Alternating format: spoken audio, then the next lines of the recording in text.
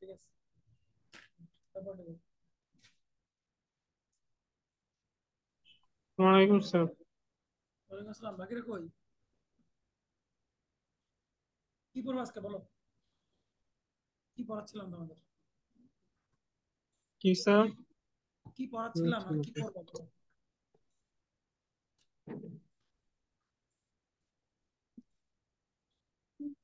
শুনতে পাচ্ছ? আমাকে শুনতে পাচ্ছ? জি স্যার। কি পড়বা এটা বলো।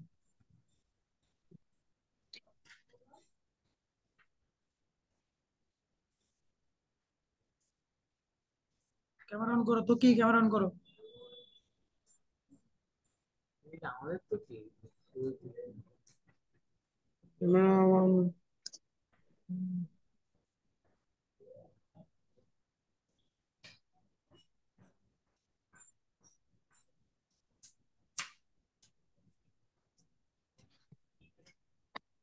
Good. কি পড়বা বলো, এই বর্ষা কি পড়বা? তো কি কি পড়বা বলো?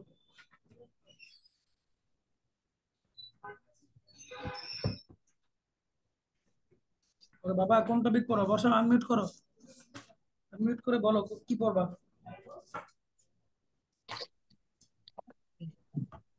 তো কি বলো কি পড়বা, কোন টপিক? তার কনিক পড়ি। জি স্যার। অনেক শেষ না?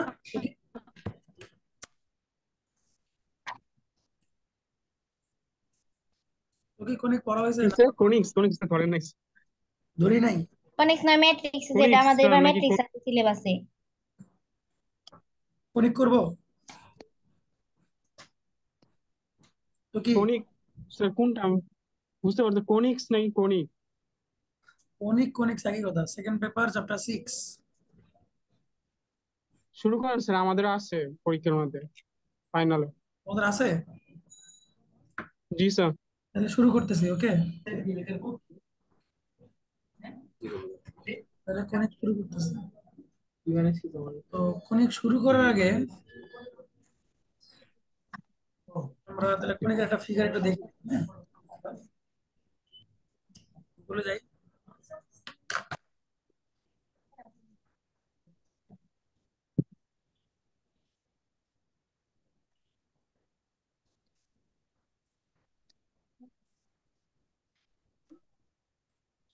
আমার স্ক্রিন দেখতে পাচ্ছ?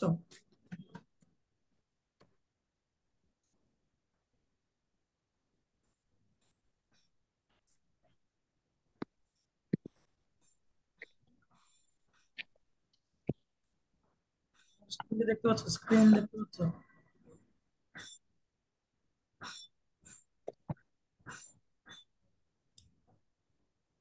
কোনিক শুরু করার আগে ভিডিওটা দেখো। This module, you will learn about conic sections.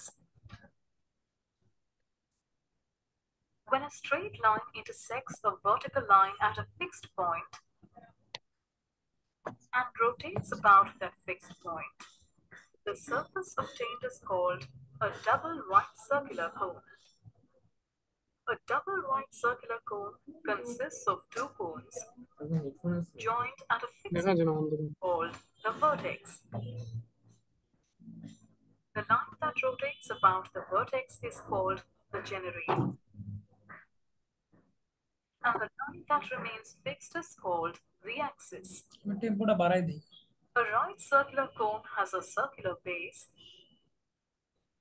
and its axis is always the perpendicular line from the center of the base to the vertex.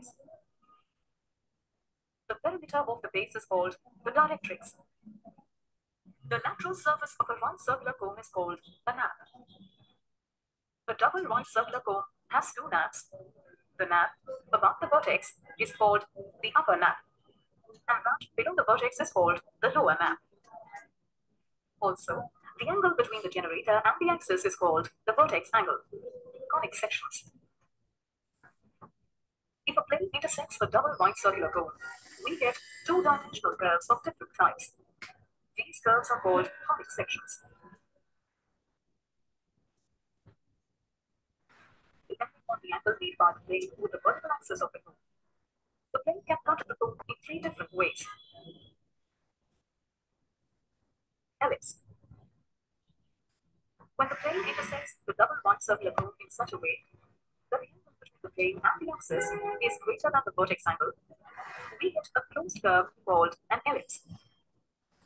When the plane is perpendicular to the axis, the ellipse becomes a circle. Thus, a circle is a special type of ellipse, parabola. When the angle made by the plane to the vertical axis is exactly equal to the vertex angle, we get an open curve called a parabola at the intersecting surface of the cone, hyperbola. The plane intersects only one half of the double white circular cone, as long as the angle between the plane and the vertical axis is greater than or equal to the vertex angle.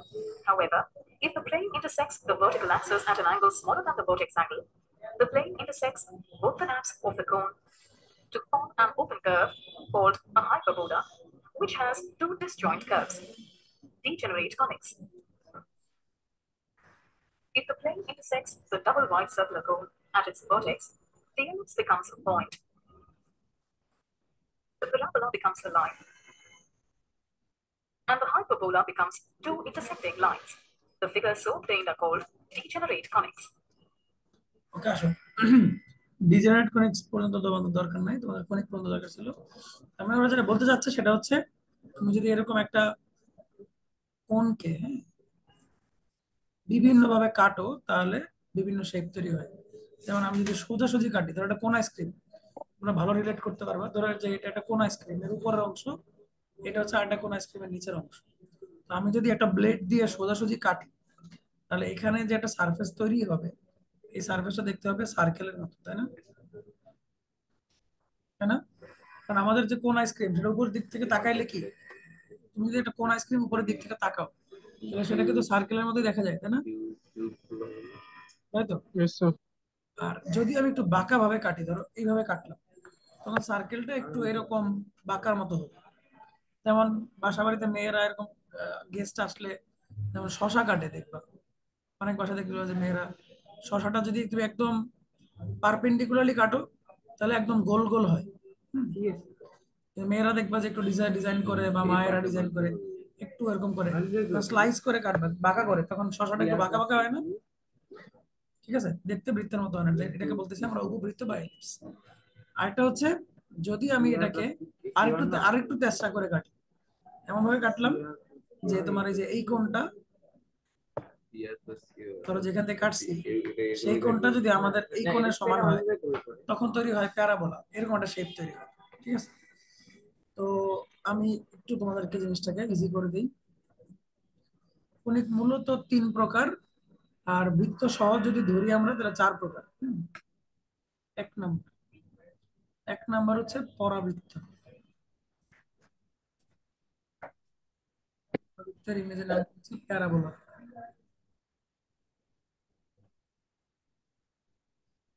ঠিক আছে, parabola দেখতে হচ্ছে এরকম,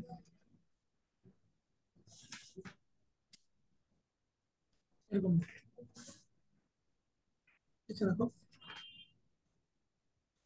পরাবৃত্তের ক্ষেত্রে ই এর মান হবে 1। আচ্ছা, ই কি জিনিস পরে বলি, ই কি জিনিস পরে বলি, তুমি সে চেহারাগুলো আগে দেখো। 2 নাম্বার, এবং এটা কিন্তু আমাদের 6.1 আছে, পরাবৃত্ত নিয়ে হচ্ছে 6.1। এরপরে হচ্ছে উপবৃত্ত বা এলিপস, এটা হচ্ছে 6.2, দেখতে এরকম। তারপর হচ্ছে অধিবৃত্ত, হাইপারবোলা, এটা হচ্ছে আমাদের 6.3। হাইপারবোলা দেখতে এরকম, এরকম দেখে তোমার কাছে প্যারাবোলার মতো মনে হতে পারে, বাট প্যারাবোলার মতো না। প্যারাবোলা দেখো একটু একটু চাপা, মুখটা কম হা করা, দেখো প্যারাবোলার মুখটা কি কম হা করা, আর এটার মুখটা বেশি হা করা, তাই না? মুখটা যে কম, মুখের হাটা কম, আর এটার মুখের হাটা বেশি, বুঝতে পারছো? আরেকটা হচ্ছে স্পেশাল কাইন্ড অফ কনিকের মধ্যে যদি আমি নিয়ে আসি, সেটা হচ্ছে বৃত্ত। এটা আমাদের ফার্স্ট পেপারে 4.1 আর 4.2 তে ছিল। বৃত্ত দেখতে বৃত্ত আমরা অলরেডি পড়ে ফেলছি। আমরা এখন এই তিনটা জিনিস পড়বো, পরাবৃত্ত, উপবৃত্ত আর অধিবৃত্ত। ঠিক আছে, এখন এই সবগুলোকে একসাথে আমরা বলতেছি কোনিক বা কোনিক সেকশন।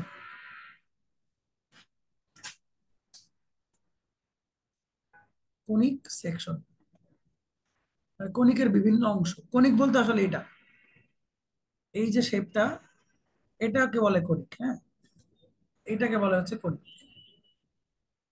আর আমরা এটাকে বিভিন্ন ভাবে কেটে যা যা পাইছি এদেরকে বলা হয় কোনিক সেকশন। কোনিক আর কোনিক সেকশনের পার্থক্য বুঝছো তো? কোনিকের অংশকে কোনিক সেকশন বলে। ওকে, বুঝতে পারছি আমরা। এবার আসো, প্রত্যেকটা কণিকের ক্ষেত্রে একটা প্রত্যেকটা কণিক একটা সূত্র মেনে চলে। প্রত্যেকটা কণিক একটা সূত্র মেনে চলে। সূত্রটা হচ্ছে এই, ধরো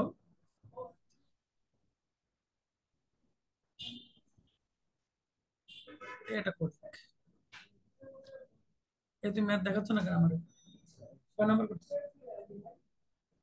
এখনো দুই করতেছো? এক ঘন্টা লাগাও তো অঙ্ক শেষ করতে। দেখো প্রত্যেকটা কণিকের, ধরো এটা একটা রেখা, হ্যাঁ, এটা একটা রেখা, এই রেখাটার কি নাম একটু পরে বলতেছি। আর ধরো এই একটা বিন্দু, এই বিন্দুটারও কি নাম পরে বলতেছি।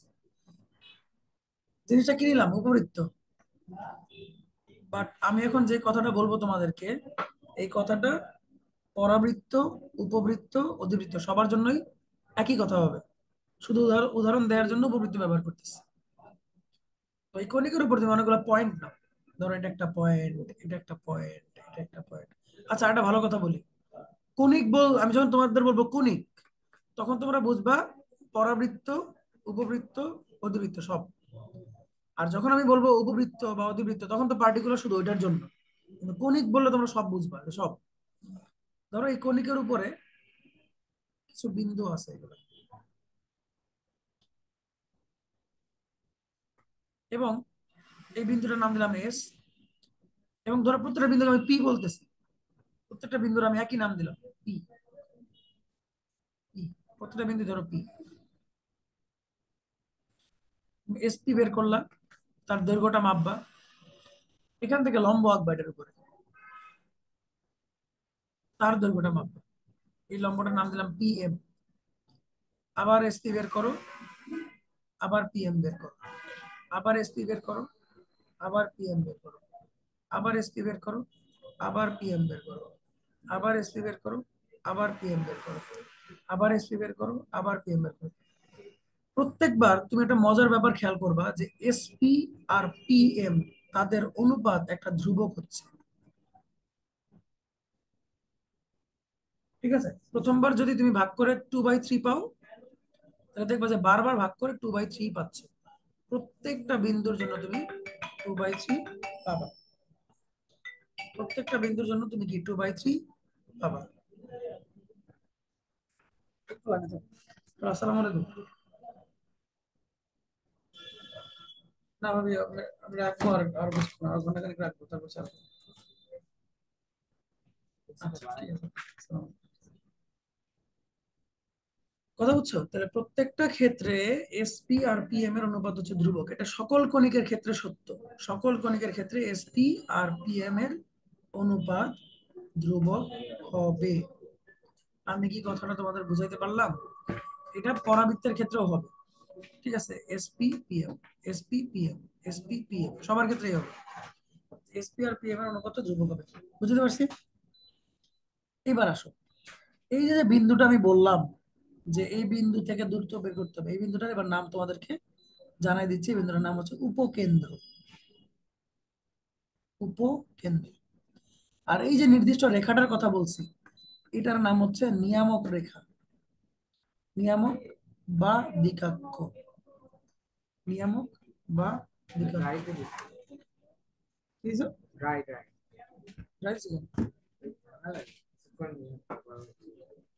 ওকে, উপকেন্দ্র, তাহলে এখন আমি বলতে পারি যে কণিকের উপরে যে কোনো বিন্দু উপকেন্দ্র থেকে যত দূরে আছে আর সেই বিন্দুটা নিয়ামক থেকে যত দূরে আছে তাদের অনুপাত একটা ধ্রুবক হবে।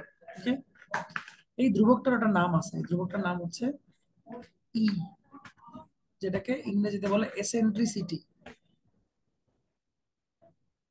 এসেন্ট্রিসিটি বাংলায় বলে উৎকেন্দ্রিকতা। উৎকেন্দ্রিকতা, কোন কোন বইতে লিখছে বিকেন্দ্রিকতা।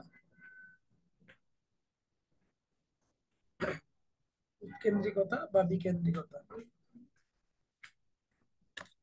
ঠিক আছে। জিনিসটাকে আমি আবার আঁকি।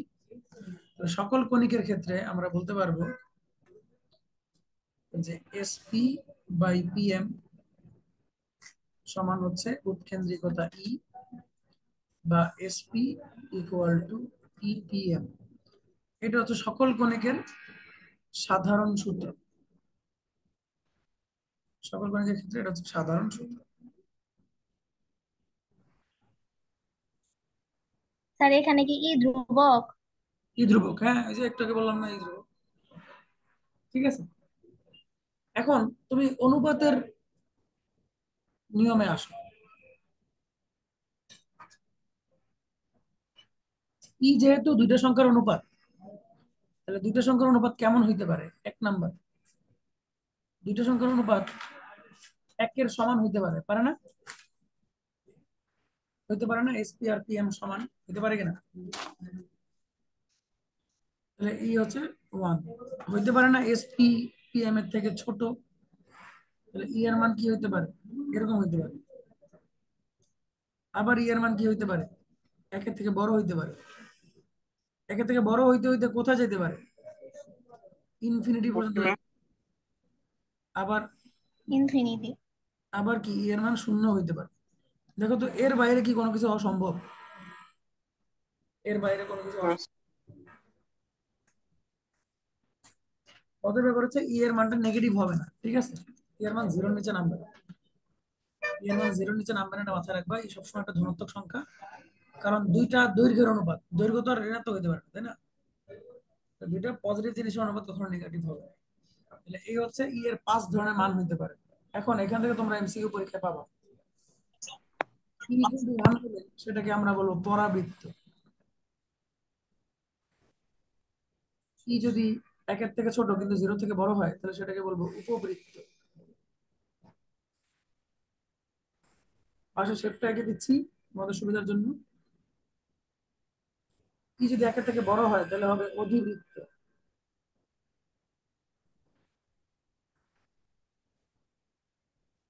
ই যদি ইনফিনিটি হয়, মজার ব্যাপার হচ্ছে, তাহলে হবে সরল রেখা।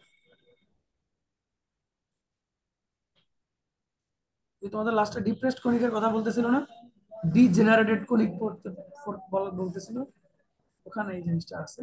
সরল রেখা দেখতে হবে এরকম বা এরকম বা এরকম। আর ইকুয়াল টু 0 হলে সেটা হবে বৃত্ত। বৃত্ত। এটা তোমরা লিখে দেবো।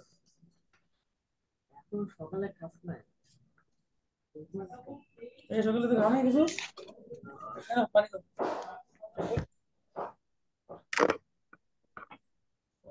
আর কিছু খাবা? খাচ্ছি। না স্যার, আয়ুর্বেদের পরে স্যার, পরীক্ষা দিয়ে পরে খাবো।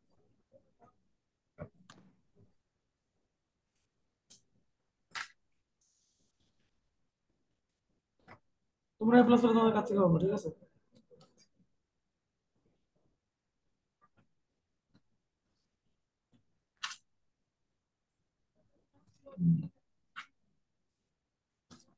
তুমি এতক্ষণ 2 নাম্বার করছো, এবার কি করা উচিত সেটা বলো।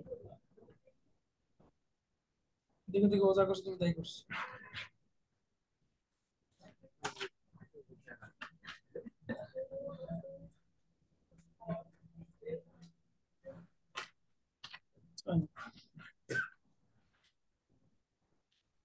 পরের বার করো, 3 বাদ দিয়ে পরটা করো, তোমরা ঠিক আছে। 3 বাদ দিয়ে পরটা করো। এই পর্যন্ত তো কি বুঝছো তোমরা? জি স্যার। বুঝতে পারছি। ওকে, গুড। এবার চলে যাচ্ছি আমরা একদম পার্টিকুলার পরাবৃত্তে চলে যাচ্ছি। আমরা বাকি জিনিস নিয়ে আস্তে আস্তে কথা বলবো। যেহেতু আমাদের প্রথম চ্যাপ্টার হচ্ছে পরাবৃত্ত, তাহলে আমরা এখন পরাবৃত্তে চলে যাচ্ছি। শুরু করে দিলাম 6.1, নাম হচ্ছে পরাবৃত্ত। পরাবৃত্তের ক্ষেত্রে আমরা জানি এর মান হচ্ছে 1। মজার ব্যাপার হচ্ছে এর মান 1 হওয়া মানে কি এসপি আর পিএম সমান, তাই না? Yes sir. এসপি আর পিএম সমান, ওকে। তাহলে ধরা যাক একটা হচ্ছে এক্স অক্ষ, একটা হচ্ছে ওয়াই অক্ষ।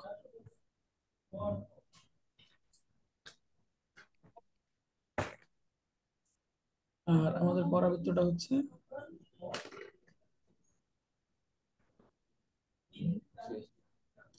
পরাবৃত্তে কিছু বাস্তব উদাহরণ আছে কিন্তু। পরাবৃত্তের বাস্তব উদাহরণ হচ্ছে তুমি যদি কোন একটা বল ছুঁড়ে মারো, তাহলে সেটা কিন্তু পরাবৃত্তাকার পথে গিয়ে পড়ে, ঠিক আছে? আর বল ছুঁড়ে মারলে পরাবৃত্তাকার পথে গিয়ে চলে পড়ে বা শেষ। তো বিকালে কি থাকবে? বিজ্ঞানী থাকা লাগবে। আমার মানে হচ্ছে যে অ্যাক্টিভ থেকে একটু কেন থাকবো? আমার আজকে বউ পরিমাণের সময় দেওয়ার কথা, তোমার তো সময় দেওয়ার কথা না আজকে। কালকে পরীক্ষাতে এক্সেপশন তাই না? আপনার একান্ত পরীক্ষা তো বাধ্যগত চলতেই থাকবে, পরীক্ষা তো চলতে থাকবে। একান্ত বাধ্যগত ছাত্র আমরা। তো এখন তো অত ছাত্র ছাত্র দেখে তো আমি জানি তোমাদের লাগবে না, এটুকু না। আমি যে আসেই কনফিডেন্স আমার তোমাদের উপর আছে যে তোমরা পারবা এটা। একটু আগে তাহলে আসারে এত প্যারা দিতেছিলেন কেন স্যার? স্যার এই যে সামিনের প্যারা দিতেছিলেন যে ওই পারে দিলাম। কার্ডটা দেখে দেখে লিখতে জেনারেল আছে।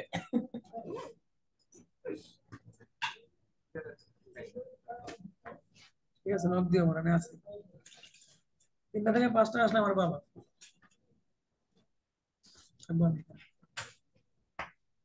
তো দেখো, সেই যে বিন্দুটা আমরা পরাবৃত্তের ক্ষেত্রে এটা যদি এস বলি, তাহলে আর এটাকে বলা হয় পরাবৃত্তের শীর্ষ, এটাকে বলে শীর্ষ। এই রেখাটাকে বলা হয় নিয়ামক রেখা বা দিকাক্ষ। লিখে রাখো, আমি যেরকম বড় করে খাতায় চিত্র আঁকো, খাতায় বড় করে নির্দেশক। এক পেজের মধ্যে সব লিখবো আমরা। কিছু বলছো ভাইয়া? বর্ষা, জি স্যার। কি বলছো বলো, কি বলছো বলো।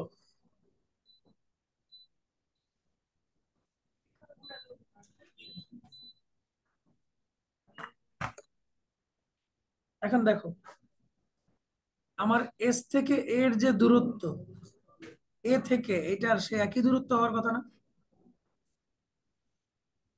স্যার নিয়ামকের পাশে এটা কি লিখছেন? দিকাক্ষ, দিকাক্ষ লিখছে, দেখা বোঝা যায় না?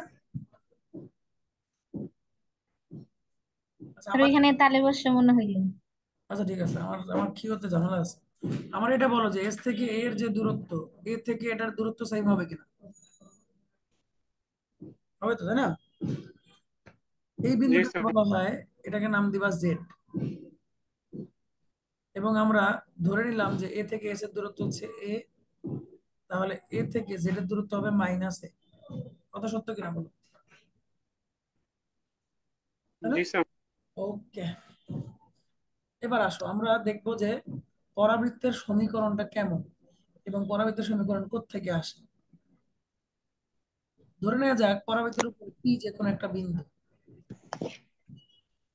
যে কোনো একটা বিন্দু। তাহলে সূত্র অনুযায়ী এস থেকে পি এর দূরত্ব আর পি থেকে দিকাক্ষের দূরত্ব সমান হওয়ার কথা। যদিও আমার চিত্রে সমান মনে হচ্ছে না, কিন্তু সমান হবে। আমি যদি ভালো করে মাইপা টিপা আঁকি তাহলে সমান হবে। তোমরা মেনে নাও যে এসপি আর পিএম দূরত্বটা কি সমান, মেনে নেওয়া যাবে না? জি স্যার। এখন আসো, তাহলে আমরা লিখতেছি যে এসপি সমান হচ্ছে P। এখন পি বিন্দুর একটা স্থানাঙ্ক ধরে নাও যে পি বিন্দুর স্থানাঙ্ক হচ্ছে x y। তাহলে দেখো তো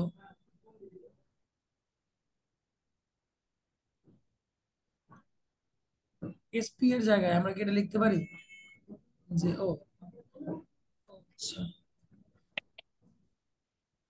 বলো তো এস বিন্দুর স্থানাঙ্ক কত হবে বলতে পারবো তো কি? 0 a, এ কমা, না a0 তো এটা যদি এ জিরো হয় আর এটা যদি এক্স ওয়াই হয় তাহলে এসপি এর দূরত্ব কত হবে?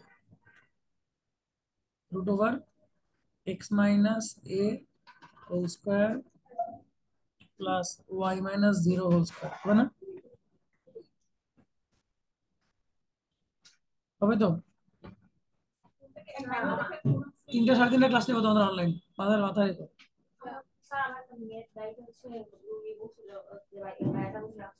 দেখো আজকে না এটা কি দেখো এখানে দেখো আছে জাস্ট পেপার উচ্চতর মানের একটা আছে একটা, এটা কি তোমারটাই ছিল এটা? দেখো ভিতরের মধ্যে দেখো। এই বর্ষা ক্যামেরা অন করো। আচ্ছা আমাকে বলো তো নিয়ামক রেখার সমীকরণ কে বলতে পারবা বলো, আমাদের নিয়ামক রেখার সমীকরণটা কে বলতে পারবা? এই যে রেখাটা, এটার সমীকরণ কি হবে? আমি যদি বলি এটা সমীকরণ হবে এক্স ইকুয়াল টু মাইনাস এ, তাহলে কি ঠিক আছে না ঠিক নাই? ঠিক ঠিক আছে। আছে, যে y অক্ষের সমান্তরাল, এক্স সেহেতু ঠিক ইকুয়াল টু আছে। মাইনাস এ, তাই না? এখান থেকে মাইনাস, তাহলে X plus A equal to zero. এখন দেখো equal to 0। P X Y বিন্দু থেকে এক্স প্লাস এর দূরত্ব হবে X plus A divided by এটা। এটা বুঝো কিনা বলো? লম্ব দূরত্ব। লম্ব দূরত্ব, একটা বিন্দু থেকে একটা রেখা লম্ব দূরত্ব। এক্স এর জায়গায় এক্স বসাবা, ওয়াই এর জায়গায় ওয়াই বসাবা, নিচে হবে এক্স এর সহগের বর্গ যোগ ওয়াই এর সহগের বর্গ, এটা হচ্ছে সূত্র। Okay, clear? জি স্যার। তাহলে মোটামুটি পাচ্ছি আমরা X minus A whole square plus Y square equal to X plus.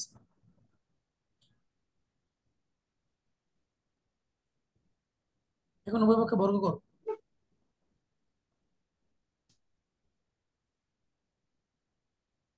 বর্গ করলে পাচ্ছ মডিউল চলে যাবে এখন থেকে।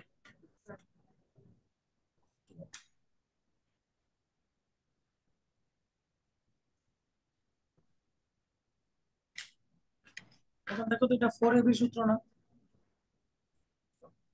তো এই হচ্ছে জি আমাদের স্যার। পরাবৃত্তের সমীকরণ Y square equal two 4x। তোমরা যদি কলেজে ক্লাস নিয়ে থাকে স্যাররা, তাহলে তোমরা অলরেডি জানো যে পরাবৃত্তের সমীকরণ হচ্ছে Y square equal two 4x, তাই না? কিন্তু আমার বিশ্বাস তোমার স্যার এটা প্রমাণ করে দেয়নি কলেজে, ঠিক আছে? শুরু করছে? করাই নাই। করানোর কথা না। তাহলে শুরু করছে, এখন ওই পর্যন্ত। শুধু ডিরেক্ট হয়তো পড়াইছে যে পরাবৃত্তের সমীকরণ Y square equal two 4x, হ্যাঁ? কিন্তু Y square equal two 4x কিভাবে আসে এটা আমরা দেখলাম। তাহলে পরাবৃত্তের একটা আদর্শ পরাবৃত্তের সমীকরণ হচ্ছে Y square equal two 4ax, মনে থাকবে?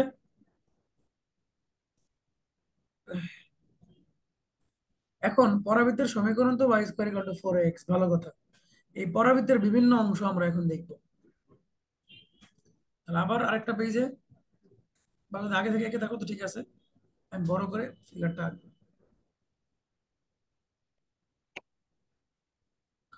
ডিভাইড করে নিলাম।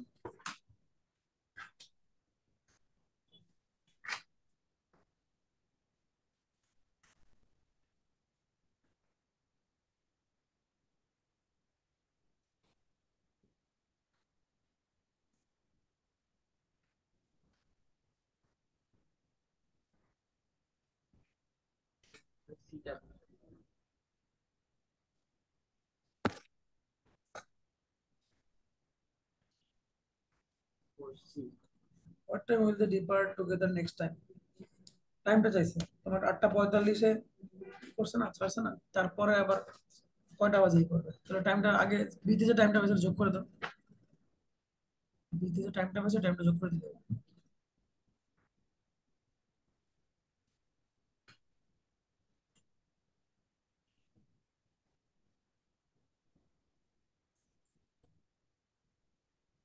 এটা হচ্ছে জেড, জেড হচ্ছে -a,0, এইটুকু এ, এইটুকু মাইনাস এ,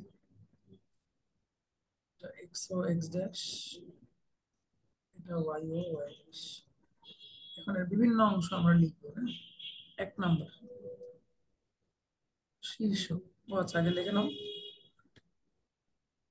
যদি পরাবৃত্তটি y² = 4ax হয়, তবে y² = 4ax হলে তার জন্য সূত্র 1 নম্বর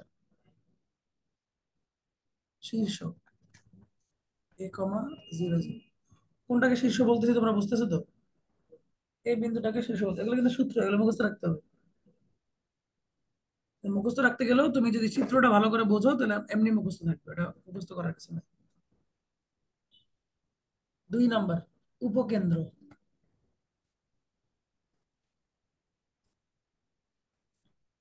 a,0। 3 নম্বর এই যে জেড বিন্দু দেখতেছেন, এটার নাম আছে, নাম হচ্ছে দ্বিকাক্ষের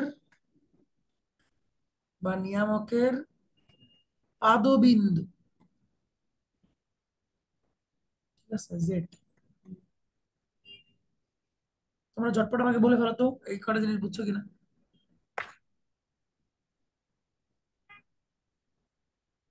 বর্ষা তো কি? জি স্যার। শীর্ষ 0,0, উপকেন্দ্র a0, পাদবিন্দু -a,0। কেন বুঝতে পারছো তো বর্ষা? কথা বলো। আচ্ছা, এখন আসো,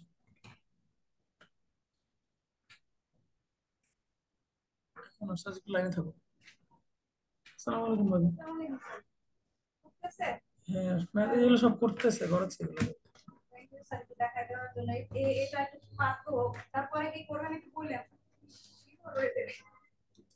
আমার তো ব্যস্ততা বাড়বে, যে একবার 26-এর ব্যাচ ঢুকবে, ঢুকে গেছে অলরেডি। একটা মেয়ে আছে, এবার আমার আমার স্টুডেন্ট, ও জাহাঙ্গীরনগর আপনার 54তম হয়েছে, আর ঢাকা ইউনিভার্সিটিতে চান্স পাইছে পরে, জাহাঙ্গীরনগর ভর্তি হয়নি।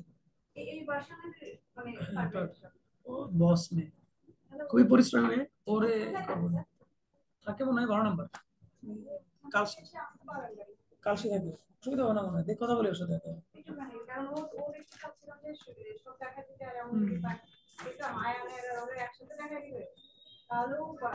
বুঝতে পারছি, আচ্ছা, হইতে পারে ওরা এখানে এসে ওর কাছে বললো, অথবা আপনাদের বাসায় গেল, এটা হতে পারে।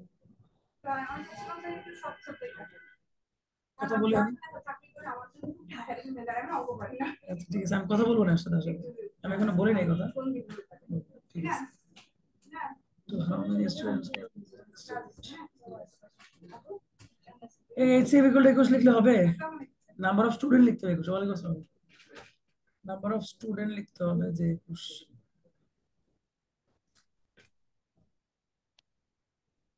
ঠিক আছে, সব হয়ে গেল। তুমি কয় নাম্বার আছে?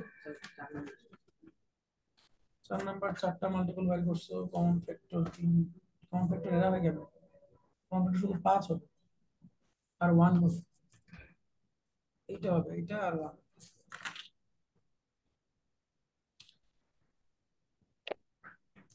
এটার সাথে করতে আসবে, এই 4 নম্বর কোশ্চেন।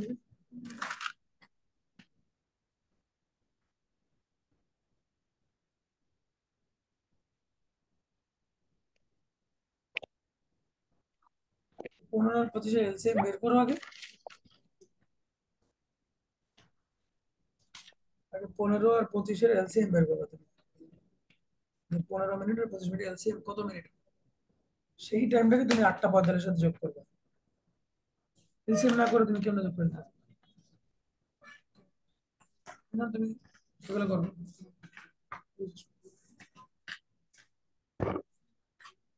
ওকে বাচ্চারা, তাহলে ঠিক আছে এটুকু না। এখন আসো 4 নাম্বার, অক্ষের সমীকরণ।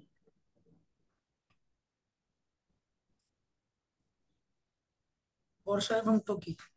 অক্ষের সমীকরণ বলতে আমরা এক্স অক্ষ বা ওয়াই অক্ষ বোঝাচ্ছি না, আমরা বোঝাচ্ছি পরাবৃত্তের অক্ষের সমীকরণ। তো এখানে পরাবৃত্তের অক্ষের সমীকরণ, যেহেতু এক্স এক্সিস আমরা ওয়াই ইকুয়াল টু 0 লিখলাম।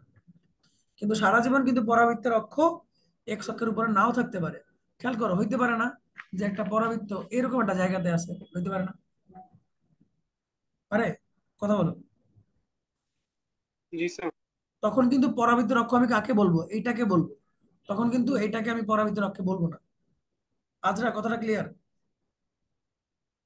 আমার পরাবৃত্তটা যদি অন্য কোনো, ধরো এই হচ্ছে ওয়াই অক্ষ, এই হচ্ছে এক্স অক্ষ, কিন্তু তোমার পরাবৃত্তটা আছে এরকম জায়গাতে, তাহলে এখন তুমি পরাবৃত্তের এই যে অক্ষের সমীকরণ বলতেছো, এটা কোন অক্ষকে বুঝাবে? এইটাকে বুঝাবে, নট এইটাকে। এটাকে বুঝাবে না।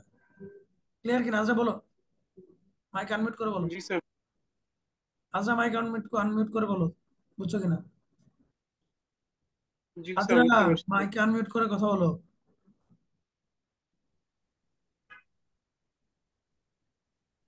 বুঝছো না বুঝো নাই? বলো। হ্যাঁ, মাইক আনমিউট হয়েছে। বুঝছো না বুঝো নাই? বলো। জি স্যার, বুঝছি। তাহলে আমরা যে অক্ষের কথা বলতেছি এটা পরাবৃত্তের অক্ষ, ঠিক আছে? এটা কিন্তু এক্স অক্ষ বা ওয়াই অক্ষ না। তুমি চাইলে একটা কাজ করে এখানে লিখে দাও, পরাবৃত্তের অক্ষ, তাহলে আর ঝামেলা থাকবে না। পরাবৃত্তের কথাটা লিখে দাও এখানে। 5 নাম্বার, শীর্ষবিন্দুতে, পরাবৃত্তের শীর্ষে অক্ষের উপর লম্ব। শীর্ষে অক্ষের উপর লম্ব কোনটার কথা বলতেছি? এই যেটার কথা বলতেছি, সেটা হবে এক্স ইকুয়াল টু 0। পরাবৃত্তের অক্ষ বললে এটা বুঝাবে, আর অক্ষের উপর লম্ব বললে এটা বুঝাবে। একটু ক্লিয়ার কিনা বলো? জি স্যার। 3টা 3:30 ক্লাস হবে জুই, 3টা 3:30 ক্লাস হবে কিন্তু অনলাইনে। এবার আসো দ্বিকাক্ষ। দ্বিকাক্ষ বা নিয়ামক যাই বলো, আপনার খুশি। এক্স ইকুয়াল টু মাইনাস এ, পরবর্তী দ্বিকাক্ষ হচ্ছে এক্স ইকুয়াল টু মাইনাস এ। এই যে দ্বিকাক্ষ কোনটা? দ্বিকাক্ষ হচ্ছে এটা। দ্বিকাক্ষ তোমাদের আগে দেখাইছি, তাই না? জি স্যার। ওকে, আরো কিছু জিনিস আছে। 25 25 আনন্দ রোড, আনন্দ রোডে খোরাখুরি কাজ চলতেছে।